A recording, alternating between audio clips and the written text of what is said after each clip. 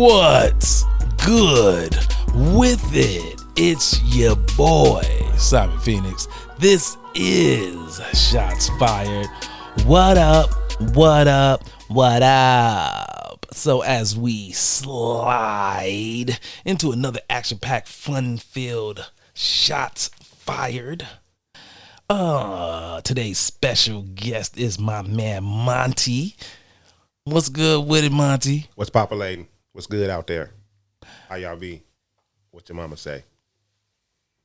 I don't even know where to go or follow up after such an intro. I'm just any way you want to, reply to it. Is this good with you? It's gonna be good. Tell me, for real. Tell me what your mama said. Nothing very interesting of late.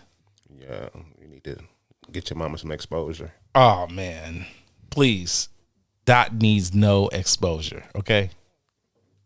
My brother has already had her in videos yelling and cussing at him when he do dumb stuff or weird stuff. So no, she don't need no more exposure. I'm trying to stay on my level of being the halfway decent good son. I'm barely holding on. So that should let you know how. I definitely know and understand that could be hard work for you, and that sometimes things don't go exactly according to plan. Yeah, but as long as you continue to do what you need to do, hey, I'm slightly making it. It'll be all right. Yeah. All right. So I brought you on the show to have a regular dude conversation about some current affair funny things that have been going on. So I'm going to start with this. So recently in Texas, two gentlemen had got into a knife fight. One of the gentlemen wind up dying. The knife fight was basically one guy pulls up on the scene, jumps out, pulls out his knife and starts swinging. The other guy peeps game, pulls out his knife. They start tussling. Both men had lots of injuries, but one man was stabbed over 10 times, which was the man who instigated the whole thing. That man then got on his vehicle, which happened to be like a little scooter. They both worked for the city, and tried to ride off. He got around the block, passed out. Somebody found him, took him to the hospital. He later died of his injuries. The other man, who was assaulted basically, is now being charged with like second-degree manslaughter. I hope I got all the details right. Now, I seen it like 3 times, and it made me want to say I want to talk about it. And then the third and last time I seen it, one of my favorite Southern guys, Willie D, shout out to Willie D and his podcast, YouTube, he was talking about it. And he said something that my dad used to say, my granddad used to say: play stupid games, win stupid prizes. You pulled out a knife and ran up on somebody and they got the better of you. I don't see where the crime is committed. If you start the instigation, if you get it popping. Yeah, I don't understand how he's getting charged with anything when he defended himself.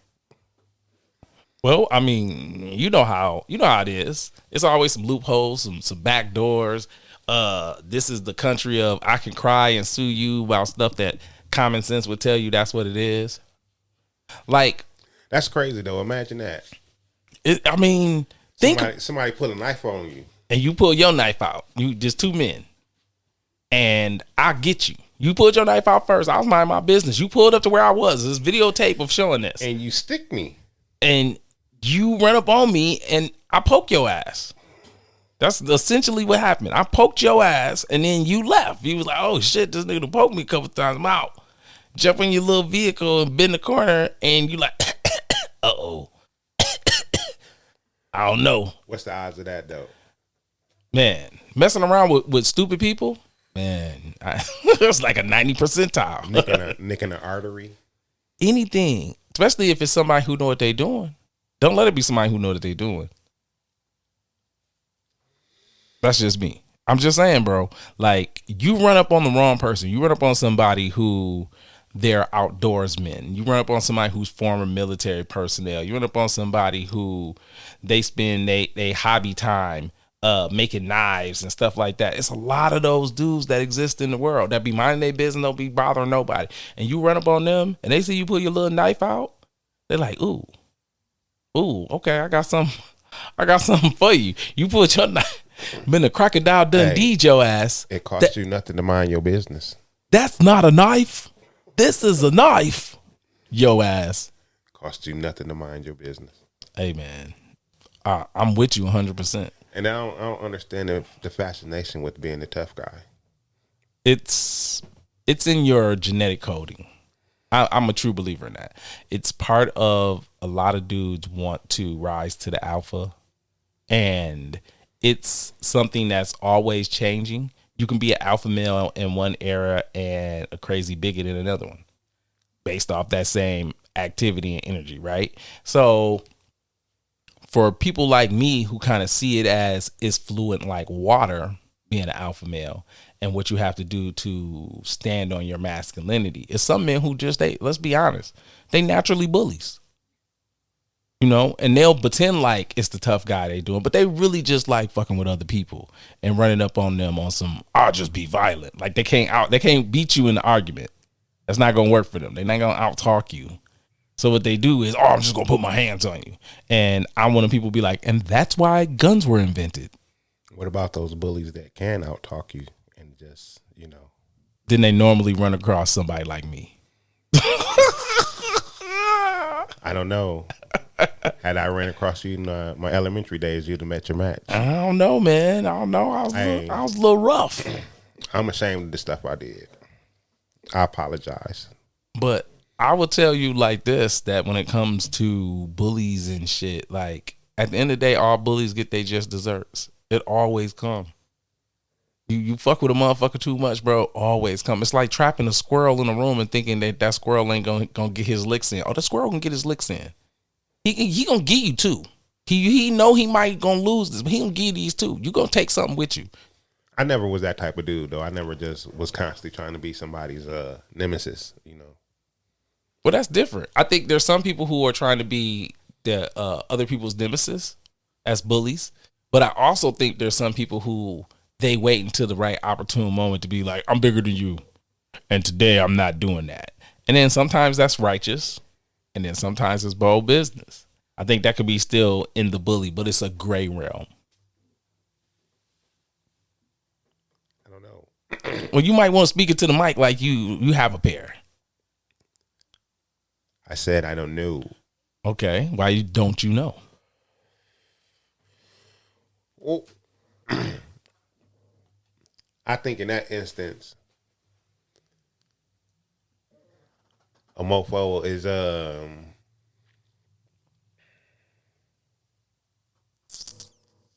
Don't make me start playing Jeopardy music on your ass. You made me lose my train of thought. All I'm saying to you is, you said, say the last part again. You was like the dude waiting for whatever. Well, there's some people who, using their size and stature from two different situations, they're doing two different things. So sometimes it's big guys who people try them, they don't really do a lot, they don't really say a lot, they're just chilling. And then all of a sudden, today's the day where they're like, hey man, I ain't buying that, this what it is, you ain't gonna do that. Hey bro, that'd be righteous, right?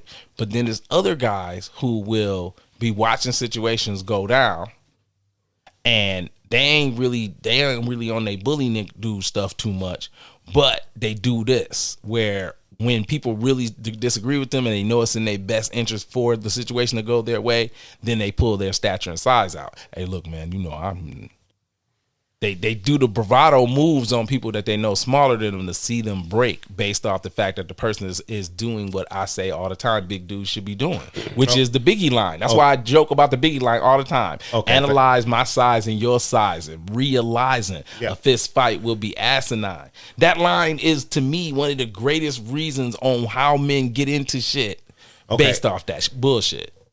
Where I disagree with that a little bit is I don't think it's more of a size. It's more of an aura. It's more of an energy that you put off, and anybody can put that energy off. Where it's like, nah, motherfucker. So yeah, but what I'm saying to you is what precedes anything first is how you change your level of aggression in your face, and your and your stance, how you get a little stiff, you start turning to the side. All of that precedes the verbal anything before you say anything. You do all of that, everything. So it ain't really like a size. The only thing the size does is make a motherfucker think, okay, it's gonna be a tussle. But I could look at a smaller motherfucker and be like, okay, that's gonna be a tussle too. So I don't think it necessarily has to do anything with the size and the motherfucker feeling like, okay, today's the day. Okay. I can understand where you're coming from. Okay. It's all in the masculine energy. We're still dealing with that though. Well, I mean, masculine energy is a whole show. You know, it's like kind of like watching a show when you start it, and you never know what you're gonna get. You gotta watch that first pilot episode. They kind of give you a breakdown, but it takes 4 or 5 shows for you to get a grip of, okay, this is what we're gonna do. And with men, we kind of take that same stance when we're dealing with other men. You kind of watch how they move, how they act around you. And that's what I meant by the bully thing, is sometimes it's the invertent bully moves that bigger dudes will try on smaller dudes. Not necessarily, it's almost passive aggressive. That's what I mean. Like, what you're describing is right. And that's why I stepped back and said, I see your point. I understand what you're saying, and you're exactly right. And I'd be a fool to deny you that point. That is true. I was trying to paint the picture more of, it's kind of like you hanging out with somebody, and since you're a bigger guy, you might not have never seen this from your viewpoint, right? But you hanging out with somebody, and every time you run across this particular person, they extra rough with a man hello type shit. So you chilling, you kicking it, all the pats on the back be loud, you know what I'm saying? Sound with extra bass in them. And the dude be like, looking at his man like, bro, I get it, you big, but you gotta know that kind of hurt, bro. I mean, I ain't tripping, I ain't no punk or nothing, but geez, like that energy. And I think sometimes that's the passive aggressive that I'm calling bullshit on. Okay. But when you moving in that type of energy, that's a whole different type of, that's more of a, a secondary type thing, Well, it can come off that way. It depends on the person and what's going on. It's either, it could be several things and all at once. Passive aggressive is just, you okay. So there are 2 type of passive aggressions, you know what I'm saying? Right. And it all depends. Like, you can be petty passive aggressive, because some people we know are Captain Patty. Yeah. They put on their petty pants. Yeah. And they do it very well. They jump into them. Oh. Do the hop and everything. It'd be incredible when they do it. Yeah, I that's why everything you're saying, I'm agreeing to. I'm not even set up to argue that point. Okay, but then the other passive aggressive is more of, I don't know, bitch made. You know what I'm saying? You don't. Oh, you think you put it more in the lane of, you do passive aggressive stuff because you're not tough enough to be flat out? Not that you're not tough enough. That's not their way. Yeah, you just want to see which way it go. Okay. So if it do get a little tough, you know what I'm saying, you probably is ready for some, some smoke, but you trying to avoid it, but you want it to be known that you like, I don't really like you. No, not like that though. You know what it I'm ain't saying? Even that. No, not even like that. Okay. It's still a thing where you're not confronting a person. So you super making sure that the passive is in full effect. Yes. And the aggressive is just enough to be like an irritant. Yes. Okay. Yes. Okay. All right. I got you. Because then when you saying what the dude, the nigga just patting you on the back, he just being an asshole. Yes, but that's all it is. There's no passive. He's just being an asshole. But see, I would still say that's passive aggressive because it's but see, this is the difference. Because you're a bigger size dude, I'm just telling you, bro. Like, I don't think you've had this experience. What I'm saying to you, like, that's a real experience where if you, as a dude my size, when you're 5'10", 5'11", you're not a small guy, but you're definitely not a big guy. So all the 6 and up guys, they get to be big guys. If you have multiples of those friends, sooner or later, you run across the one big dude that every time he see you, it's extra unnecessarily physical, and you know in your mind, you like, bro, you bang chicks. Like, as a man, you know that you have to know how to treat people by weight discretion, because you be around chicks. If you can't grab on everybody like raw, right? So if you do that to dudes, especially based off their size, that is passive aggressive to people like me. We be looking at you like, bro, I went in to give you the handshake, and you've seen it on TV shows. You've seen it in movies where it's like a big guy and a little guy, and the little guy go to get a dude, the man handshake, where, you know, you grab each other and you kind of pull each other in, and the big dude would just make the little guy look like he weighed nothing. Hey, come here. And the little guy be like, ooh, that kind of stuff, bro. And people really do that in real life. That's what I'm saying. Like, it's dudes that when they talk to you and they hit your body, when they making their jokes, they hit your shoulder blades, it sound like you looking at them like, oh my God, did you just slap the brakes, bro? And that's passive aggressive to you? Yes, because here's the reason why I say that. They're passive aggressive in doing that because they know if you turn around and take offense to it, especially in a room full of other people, it make you look like a bitch. So you got to take that shit and then talk shit about whatever you doing at that moment. You got to pretend like none of that happened and it did not bother you. And that's why it's passive aggressive, because they know it. They know in their heart that if you turn around and you hit them with the, hey man, what the fuck is you doing? You sound like Cat Williams. And nobody wants to be Cat Williams with their mans in them. Like, it's funny. You got to be the funny guy if you're going to do it. Like, the regular other dude, you cannot turn around with this voice and do it. Hey man, I was trying to figure out why you hit me so hard in the back of my neck, bro, when you walked in the room. Talking about that, was my homeboy. Like, my neck snapped and everything, bro. Like, you got a problem?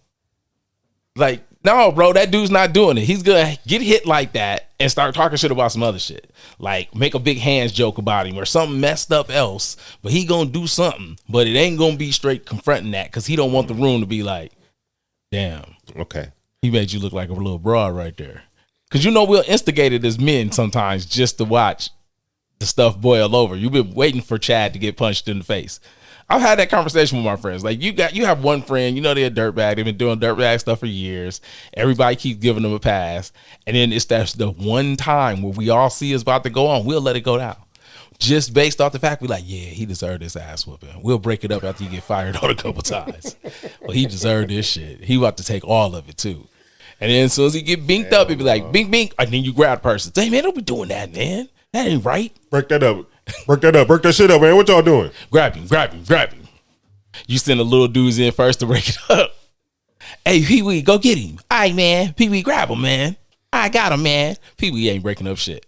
Pee Wee go in there and grab them motherfuckers like, he would be strong as hell. Cock strong ass Pee Wee. Oh, man. We all know one, too. You can't see me, but I'm motioning that I'm picking someone up very strong, like, and I have my elbows high in the air. Oh, that's too funny. All right, let's get into the next one. I got another funny one for you. So recently on ESPN, there was a high school football game between a top tier high school team and a made up high school team filled with junior college age players.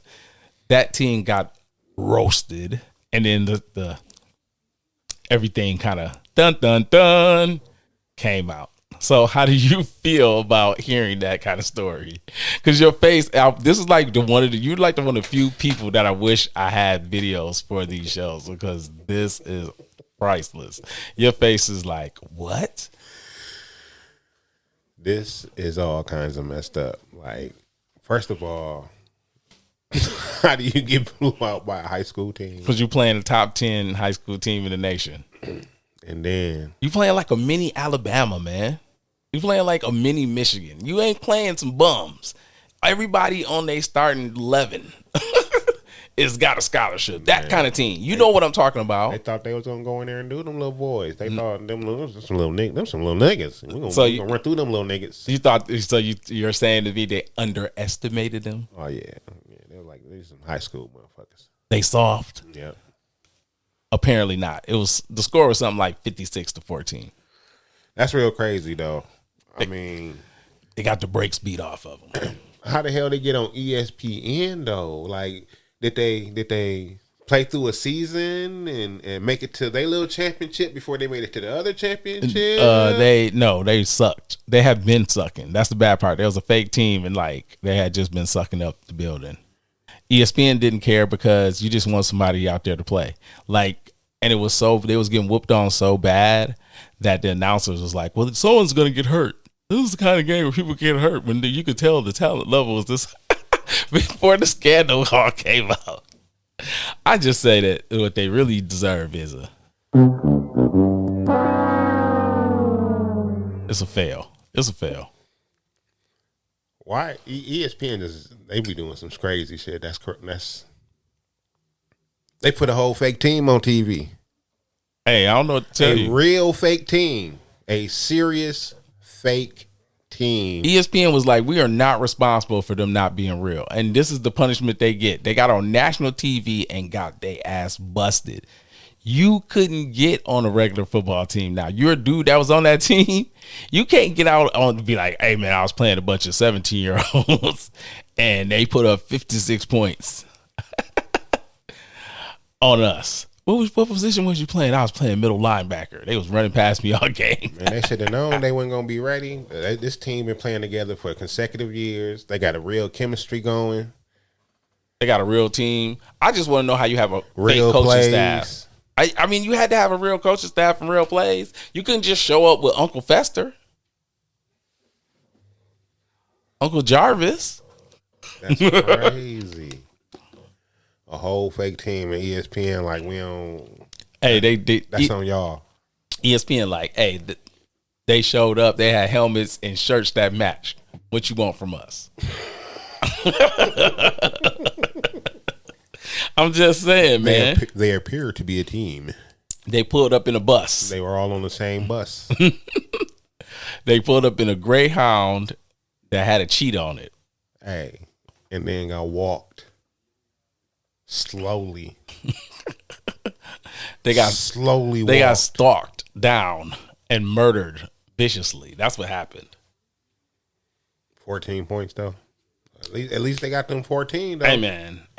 Them 14 was strong. I don't even know if them is accurate stats. I didn't even go and look them up. I'm just going by memory. So if I'm wrong on the stats, somebody shoot me the email. No, let them have them 14 points. You do not send no fucking emails.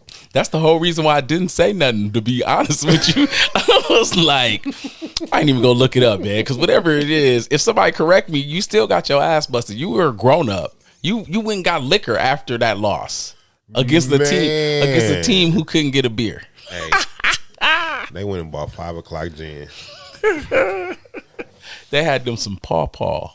Shit. Oh man. A whole bunch of little boys. We making the high school team sound like they little. Hey man, this was a top tier high school team. Let's be for real right now. This was top tier. They were not no chumps at all. Of course not. 56 points. Hey, any more than 3 touchdowns, then you know. I just feel like every play when a high school team beats you like that, every play, and then no one can see what I'm doing. That's what's going on. That was going on every single play. Every single play, it was going down. This was happening the whole game. That's enough, the violence. Stop it. Stop it. Stop it. That is the ass whooping they got. And as that all was going on, I'm hunching my fingers and,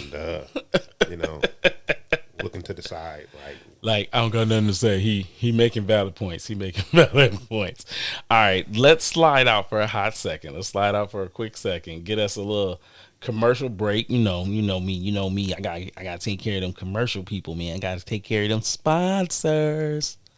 And then we be right back.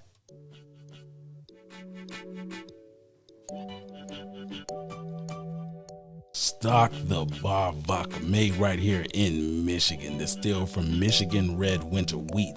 The red winter wheat provides this drink with one of the smoothest flavors known to man. Stock the Bar Vodka, premium quality. Our motto is smooth taste with a purpose. And now, the official sponsor of Shots Fired Podcast. Stock the Bar Vodka. Pour up a glass. Drink with a purpose. Yeah, you know what it is. Shots Fired Podcast popping.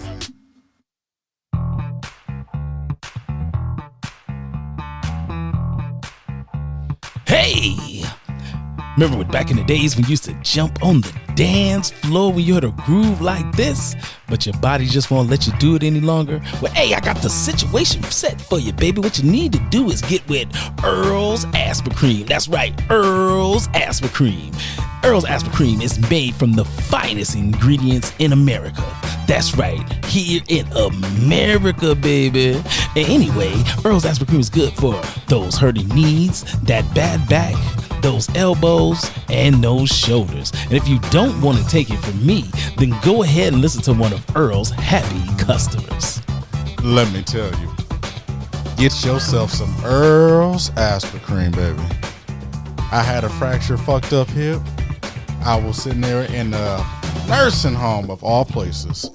I sat there, I was up and down that nursing home after I sat there and took some Earl's Asper Cream. And I ain't no nurse, baby. Earl's Asper Cream gave me that marathon strength. That's right, Earl's Asper Cream. Side effects may include bigger balls, increased sex drive, harder erection, larger semen release, growth of facial hair, slide while you're walking, and a strong pullout game.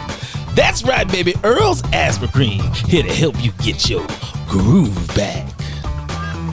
Brought to you by Mind Bender Incorporated in association with Ashy Radio. Welcome back to Shots Fired with Simon Phoenix. Yo! So after a little commercial breakity break, sitting here with my man Monte.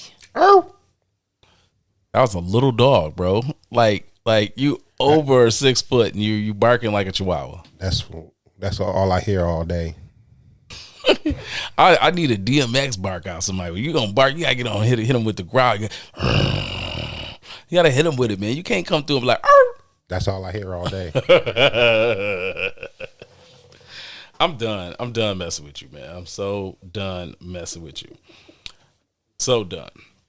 So let's get into something that I got a couple emails about. Facebook, social media, Twitter, Instagram, the whole nine. And it was like, what was my opinion on it? I'm going to give my opinion.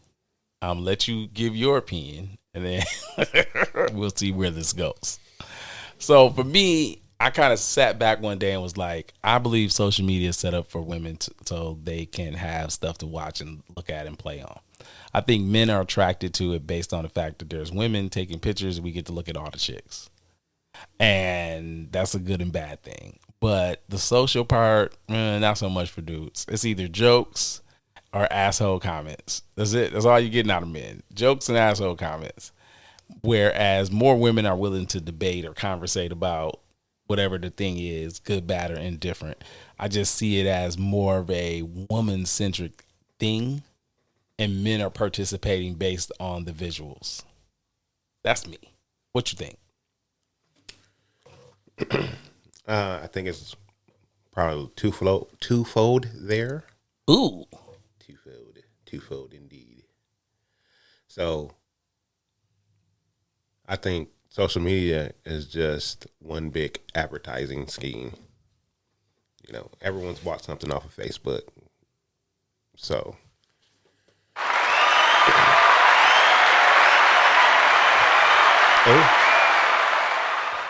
I thank you. That is the correct answer. I thank you. It definitely is an advertising scheme.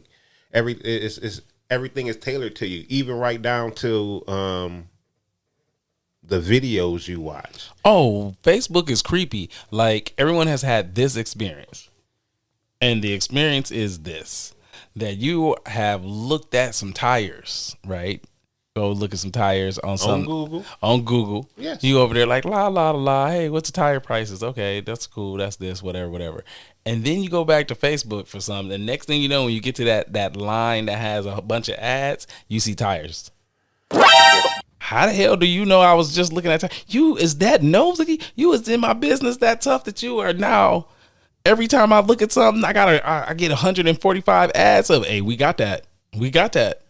So what you don't know is that there is an option right there in the old Facebook settings that tells you that they're following your cookies. Cookies are something that tracks your searches. Yeah, your internet footprint. Yes. So I slightly smart. Did a little bit.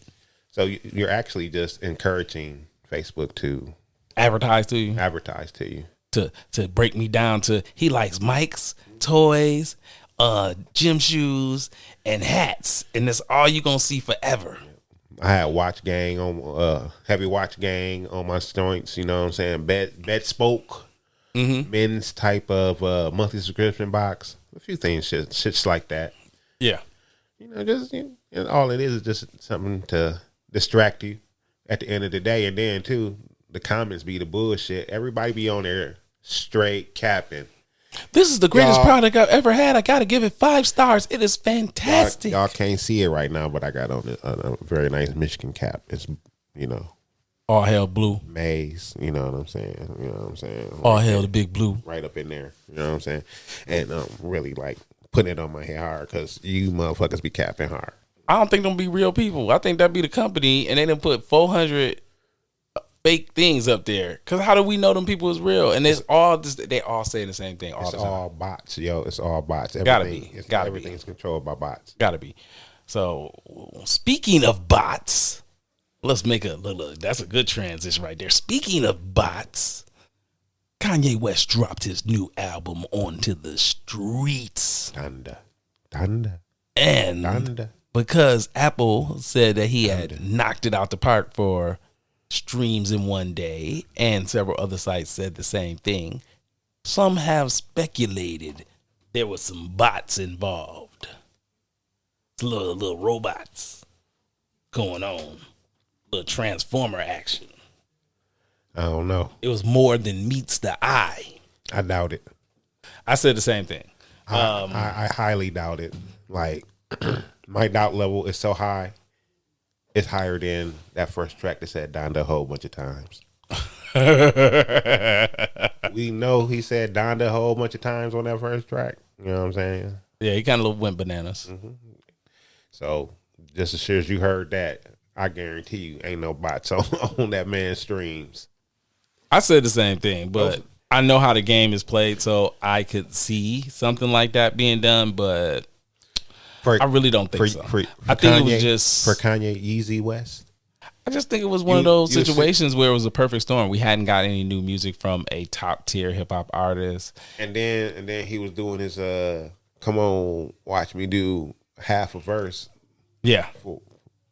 type shit. So yeah. And then on top of the that, the spectacle that he does is so fucking huge. And then on top of that, you had Drake doing a similar thing. So, you know, and you already knew their albums was going to be comparison. They already had a little bit of beef, and then they now beefing. And so I kind of heard one track off of Drake shit earlier today. I got to listen to the project. I was driving in to my job this morning. I heard like one track or something. I think both projects is like a solid 6.5. Oh, I wouldn't know. I don't listen to Drake. You're not a Drake fan? I don't listen. Okay, so let's get into it. Why you don't like Drake? I mean, stop talking all nice, man. Why you don't like Drake, man? Drake is not an artist. Okay. I don't know why you want me to slander that man name. I'm not trying to get you to slander his name. I'm trying to give you an opportunity. To go into greater detail without being a complete asshole about why you're not a Drake fan. I come from an era where lyrics matter. Okay. He's got an asterisk next to his name. Yes, he definitely have an asterisk next to his name. Anything outside of that, he's a great entertainer. I like the one where he had the head on there and he was to the side. He had that Wu-Tang song. Yeah. That Wu-Tang song went hard, yo. Yeah. So, yeah, all right. Okay. But other than that, when it comes to something that I feel like you got something to say, I don't think he's saying it because he's been known to outsource in-house his artist. Yeah. Yeah. That's notorious why OVO never BLOW. Hey, look. Blow. Here's mine, right? Like I always say this.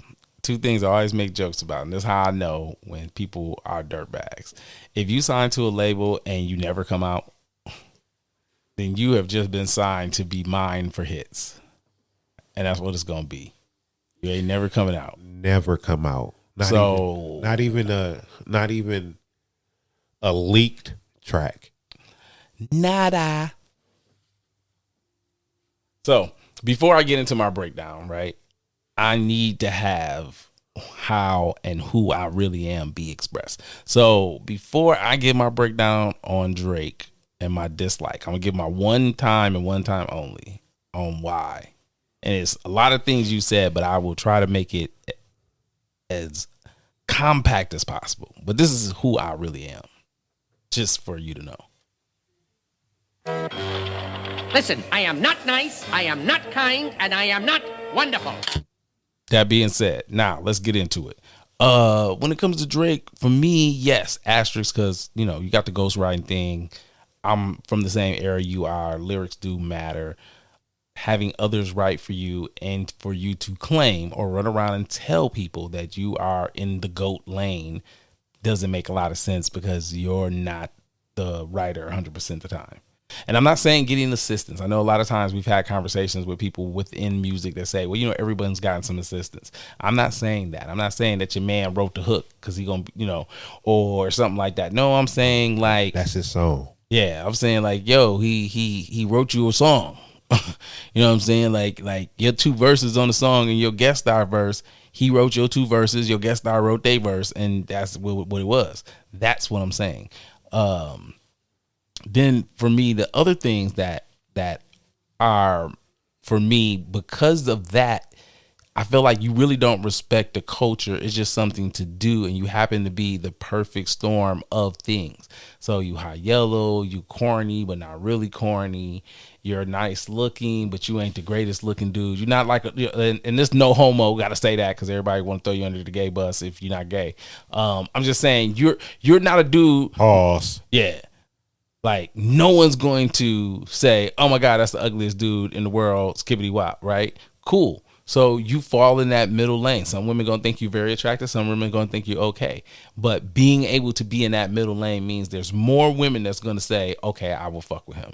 And then it's your side guy behavior that makes me not like you. When you supposedly have beef with people, you're like trying to knock off their chicks, you knocking off their chicks, you like, I would knock off their mama. That's player. When you know, bro. And that's what made it funny about your album being called Loverboy.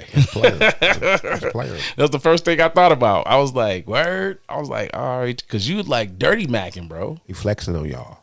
That's dirty macking. Whether, like I always say, do what you gonna do. It ain't tricking if you got it. It's a way of lifestyle. You know what I'm saying? Not that it ain't tricking if you got it. I love that one. He giving it up like he ain't like You know. It just he just got too many asterisks next to it for me. And the L you took was hilarious, and you really couldn't. And I think your comeback is all based off chicks. That's just me. Now Yeezy is a different breakdown. Like Yeezy is for a lot of people my age is like, hey man, the first 3 albums is that deal. All the college themed albums is that deal. Everything after that has its hits or songs that I like, but and it's very rare I say this. My Dark Beautiful Twisted Fantasy, that whole album go hard. I do like that album. I'll give you credit on that one.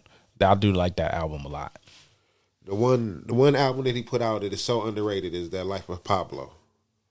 I think The Life of Pablo was People just. sleep on I that. think that's sonically didn't appeal to a lot of people. I don't know, man. The music, I liked put it. everything together. I mean, like the beats, like production wise for me, I Production like was- Kanye. Like even with the new album, and I know a lot of people, like were having conversations about the lack of like drums being used frequently, things of that nature. I was like, that's not really my turnoff. My turnoff is the religious aspect. Like, and there's no disrespect to religious people, but if I want to listen to religious rap, then I would go listen to religious rap. The thing about it though is, But I can respect him for it. Like, Yeah. I'm not gonna hate. I don't know. I don't feel like he's if he really was gonna go that route, then maybe he should just like go all the way. You know what I'm saying? I do. Stop straddling both lanes to half-ass it. That's what you want to get off into. That's your argument. You want to just be like Sure. feel like he half-assing it. Sure, go ahead. Do it. I could agree. I think you can't get an argument out of me on those kind of levels of stuff because it's just like Some of that shit, some of that stuff is kind of diluted. You know what I'm saying? I mean, say what you really want to say. It's hard to take you serious. Yeah, I feel like several of those songs he's trying too hard to get a religious overtone, not overtone, a religious undertone. He's trying to be so subtle, and it's just blaring. Like you're trying too hard, G. That's what it is. I'm just asking. You think it's trying too hard? That's how I feel. Hey, I'm not stepping on your feelings at all. I'm just curious. That's what I gathered out of it.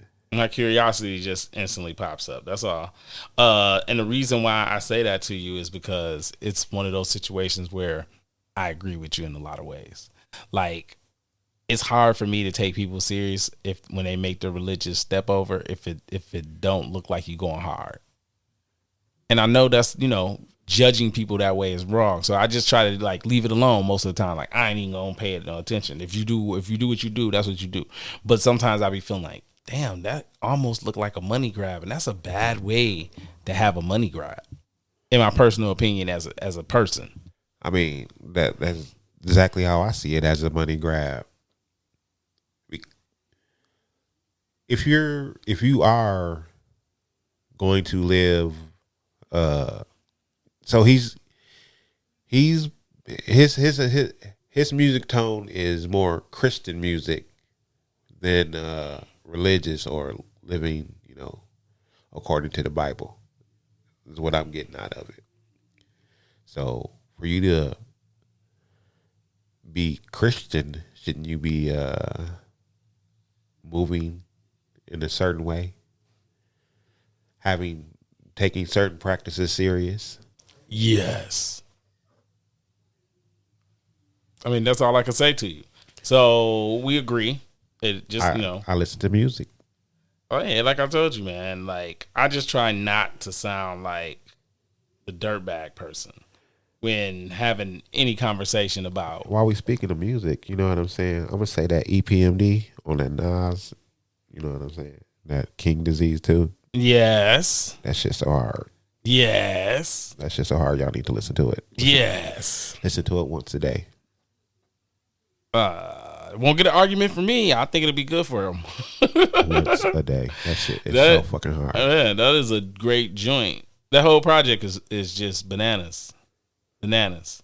I felt the same way about the last Busta Rhymes project. Like, I think Busta took some of the most classic songs and redid them hip hop way that was so unnecessarily dope, and it just rocked. That look over your shoulder? Yes.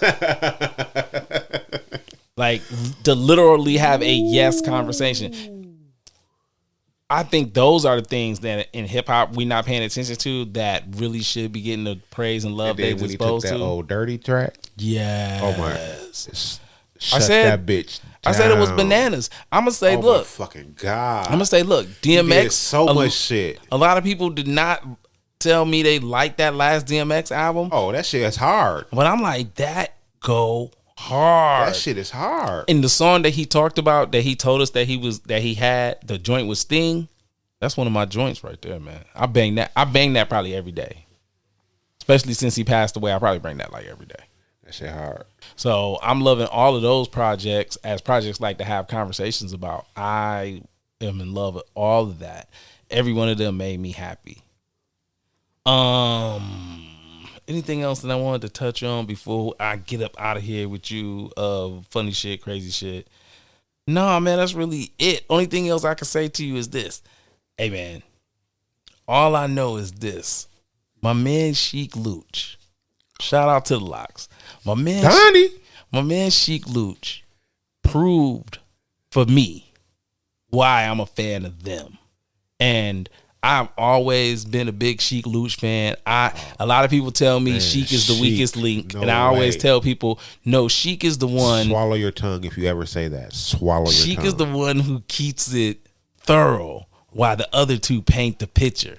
I was like, that's what it is. I was like, and when I listen to him, I said, every one of his songs that you say you like, they be bouncy, and they had you just be like, I just be loving it.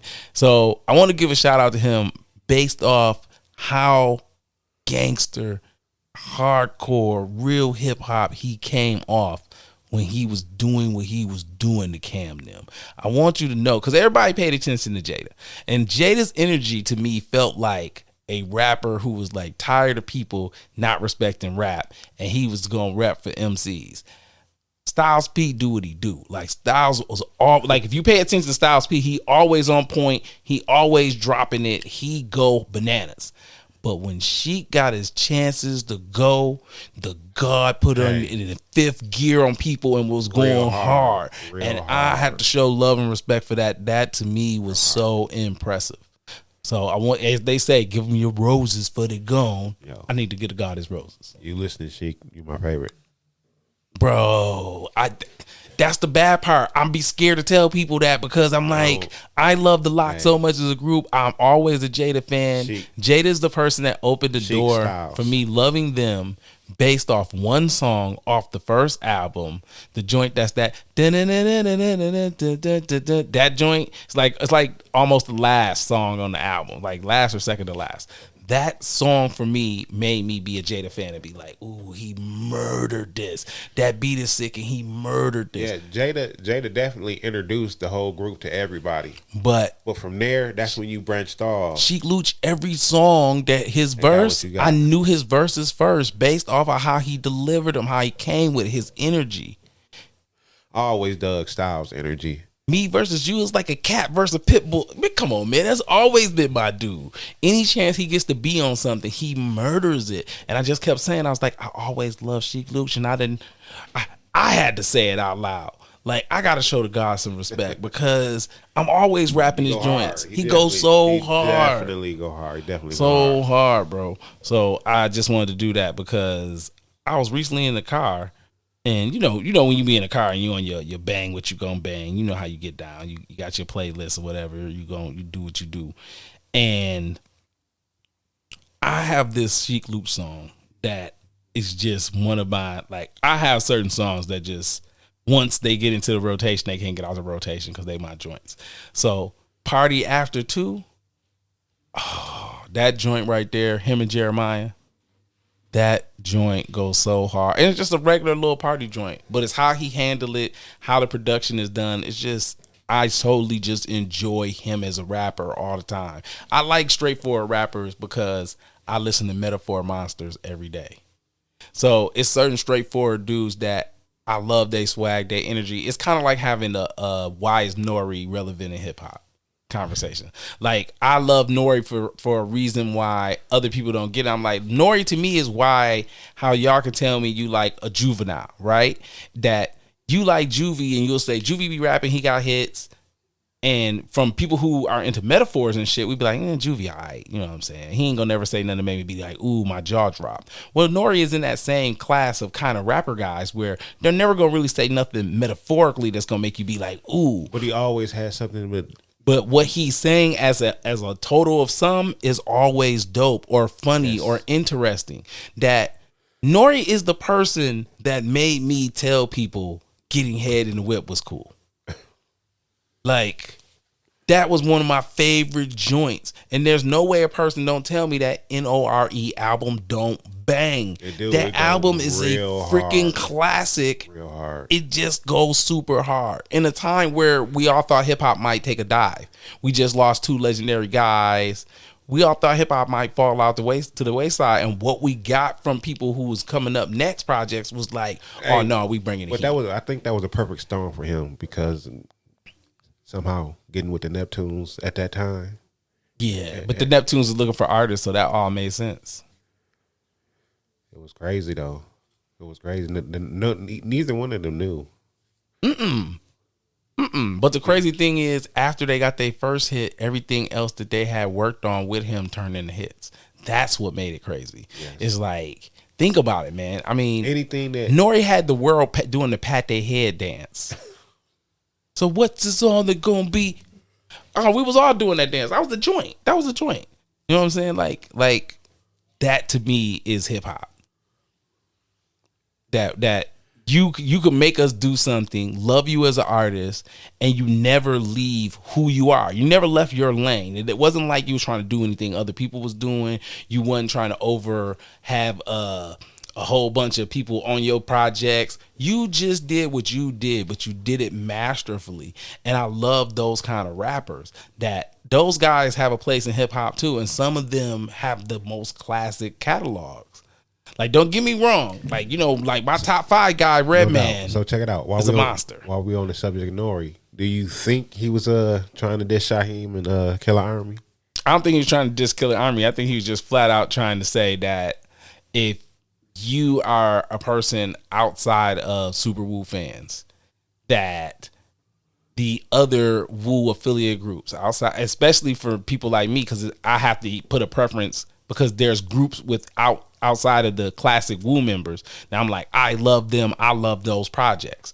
But for the average person that's a street dude, you just like, all them niggas they got put on. And I know people who treated them like that. Like, I had to play Basic Instructions before leaving Earth for a lot of people who weren't Wu fans, for them to be like, that song is dope. And only Wu fans knew how dope that song is. I play that song for Christians to this day. I was like, this is the kind of game people need. I said, because this is what that is. I was like, that's how I look at that book. I was like, if you listen to this song, how he kicking it, that makes for a great parallel. And when they do, they be like, yeah, I see what you're saying. You know what I'm saying? Even as a Christian, or even as someone in the Catholic Church. So those members, yeah, like I totally could understand why they would take offense. Like, you have classics. Killer Army has classics. You know what I'm saying? If you talk about the Grave Diggers, they got classic joints. So I don't think it was that. I think it was just one of those, as a nutshell, conversations of saying, like, it's not necessarily true, but it seemed to be, if you weren't a street person or you weren't on them like that, you wouldn't know nothing about them. They look like flunkies. So then, what skewed it? Was it EFN? Was it how he chimed in? I think that it was, you said it, like Nori said it, and then you right, the DJ did chime in, but it was still bad for business because the evidence says it's not. And Nori, being a New York dude, should have known that. So you don't even do it. You know what I'm saying? It's one of those situations where it's a landmine all of itself. Definitely. So it just went left because it was meant to go left. And the part that made it funny was Shaheem really arguing the point that he had better projects than Nori, because I was like, no. Nice try, bro. Nice try. Definitely no. No, that was mine. I started to bring that up too because I thought that was funny when that came across. So should it be Not So Drunk Champs then? Is it? No. He has the right. He gets the right to fuck up. This is hip hop, and he gets the right to have an opinion. And the problem is this, right? The real argument is, Shaheem, you can't argue with Nori because Nori gets to be a legend, and you don't. That Nori gets to fall under the pantheon of 2 things that make Nori legendary. Nori is one of the few people that when you get to having a great hip hop groups conversation, even though people aren't quick to throw CNN up, they get mentioned. That lets you fall in legendary. And then secondly, Nori has a slew of hits that Nori's catalog in real talk is the shit. And Nori consecutive years. And Nori's the guy that every club in America, a Nori song could be played at any time and it would not make a dance floor empty. And that says a lot for an artist. Yeah, no doubt. You know what I'm saying? That just says a lot for you when you got them kind of hits in your pocket. Nothing. Yeah. What you gonna do? Nothing. Not a damn thing, bro. So, and then, like I said, it's the person he arguing with. The fact that you're arguing with Shaheem and not Killer Priest, or not someone that at least has hit that has lyrical backing to stand all the way behind and be like, I'm a lyrical monster. Everybody knows it. You got to show me respect. That wasn't who you was talking to. We talking to Shaheem the Rugged Child. And that's no disrespect to Shaheem. Like, Shaheem was head and shoulders above 95% of the MCs who was out during that time. Yeah, definitely. But Shaheem, you didn't really produce no hits, my dude. And your hood classics are mediocre hood classics in comparison to Nori hood classics. I don't even remember. That's the point I'm making. Put it like this. I can go up to the average Nori person and ask them what CNN songs they liked if they like CNN, and what off the first 3 Nori album songs that they like, and they got at least 2 songs that's not on the hit list that didn't have videos. You can't tell. Man, Nori came out with more than one time with hooks that was what? Yeah. What, and was banging. Yeah. Was banging. You couldn't deny that song. Even if you go back and listen now, that song does not age bad. It sounds like some shit that could have came out right now. Because that's the kind of shit motherfuckers is doing. What? Except for Nori really rapping. Nori is like 1,000 times out rapping the youth right now on that song. What? Man, that shit went hard too. Yeah. That lets you know right there. How you gonna have multiple songs with what in it and them be hits? You could really come out and be like, this the what set. Just get ready to say what. And go through all 3 of them songs. And people be like, yep, I what it for 15 minutes and enjoyed every minute of it. Because Nori's a legend. And that's why it's an unfair argument with Shaheem, because outside of people who are Wu fans. But he did what he felt like he had to do to stand up and, you know what I'm saying, hold his head up high. Oh yeah, you got to. You gotta have somebody respect your craft. It just is what it is. He had no choice in the matter. If he felt some type of way, then he had to say something about it. Yeah, but you know, it's hip hop. Hip hop is like basketball, like football, like any sport. That the shit talk level continues even when you're done. Yeah, definitely. Even when you're gone, you're still gonna talk shit about your What's time. Life. Yeah. Well, let's see how that worked out. Where everybody talked bad about that guy, and that guy turned around and was like, "Oh, I just took YouTube over by storm. Now what? Because I'm smarter than y'all try to play me." And I used to always say, like Kwame wasn't a bum. Kwame just kept playing for teams that didn't know what they was doing with him. You could tell when he first got to his first team, they didn't want him because they didn't even try to play him. You just was like, Set that man up for failure. Yeah. That had nothing to do with Kwame whatsoever. Not for real. Kwame had a decent game, and no one used him properly. And the only time he even got close to someone using him properly was Detroit. And Detroit was like, we got a whole bunch of big men now that's top tier, so we don't know what to do with you, Kwame. You got too many niggas. That was it. All right, so I like to go out with some gun rule hip hop, and I don't care. I always say this. I don't care. Now, the reason I say I don't care is because I have been banging this shit out this song. This is my favorite Gun Rule Ride 2 song. Especially outside of my I grew up with you peer group. That being said, shout out to my man doing major things in the street. Shout out to my man Alfie the Great. Definitely been doing your thing. So I don't play I Got the Juice. I know y'all have heard it a whole bunch of times. Probably even seen a little commercial with it playing. I don't give a shit. How about that? Suckers.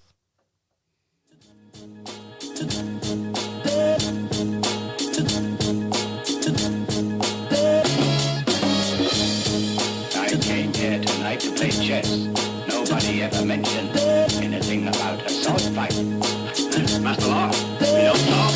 I got the juice, so I guess I show them the proof. It's all live, I don't wear disguise. You niggas fluke, never change shit, I'm always the same. Yeah, I'm the truth, I give you lines, I got a better design. That's what I do. I got the juice, So I guess I show them the proof, it's all live. I don't wear disguise, you niggas fluke. Never change shit, I'm always the same. Yeah, I'm the truth, I give you lines. Got a better design, that's what I do. It's a journey to the top, I'm hoping one of us make it. I'm looking at you fans like who the fuck are y'all praising? All is lost like Holocaust when Germany invaded. Without a burner to his tempo, believing rappers really shaking. Stepping on you ants like a giant that's awakened. You a trapper, not a rapper, why the fuck are you partaking? In this combat of words, with bombs detonating. These new niggas is tender like snakes marinating. Food for thought in every line, these boys got me salivating. Like a doctor that really heals, I'm running out of patience. Boxing niggas in, so ain't no escaping. Criticisms out the window, everything is called hating. Fighting is now swag, so every style's taken. I'm writing on the paper to unplug from the matrix. Bring the heat to the booth, these bars can melt glaciers. Niggas out for the count, like down goes face, rock the juice. So I guess I show them the proof, it's all live. I don't wear disguise, you niggas fluke. Never change shit, I'm always the same. Yeah, I'm the truth, I give you lines, I got a better design. That's what I do, I got the juice. So I guess I show them the proof, it's all live. I don't wear disguise, you niggas fluke. Never change shit, I'm always the same. Yeah, I'm the truth, I give you lines, I got a better design. That's what I do. Here's a toast to my conglomerate. You know the oath we took a step before this on the kid. School of them hard knocks. Ain't no need for scholarships. Ignoring all the street talk. Immune to the politics. Everybody equal here. Ain't no need to power trip. Shooters on deck. 50 cows with them hollow tips. Cooking in the lab. The results diabolic shit. Dressing rappers up. Leave them stiff like a hieroglyph. It's time I put the squeeze on these lames. And the conda grip. Some days I was broken alone. Without a pot to piss. 10 toes planted for life. We don't abandon ship. Rappers getting eaten alive. My Jeffrey Dahmer fix. Fast lane, foot on the gas, they ain't no stopping this. No matter where they place me on earth, I built the monument, put an end to the mumbling trap. I'm the apocalypse, I guess it's time I show them my skills and post my diamond out the juice. So I guess I show them the proof, it's all live. I don't wear disguise, you niggas fluke. Never change shit, I'm always the same. Yeah, I'm the truth, I give you lines, I got a better design. That's what I do, I got the juice. So I guess I show them the proof, it's all live. I don't wear disguise, you niggas fluke. Never change shit, I'm always the same. Yeah, I'm the truth, I give you lines, got a better design. That's what I do. Shots fired, Simon Phoenix. Like, subscribe, and share.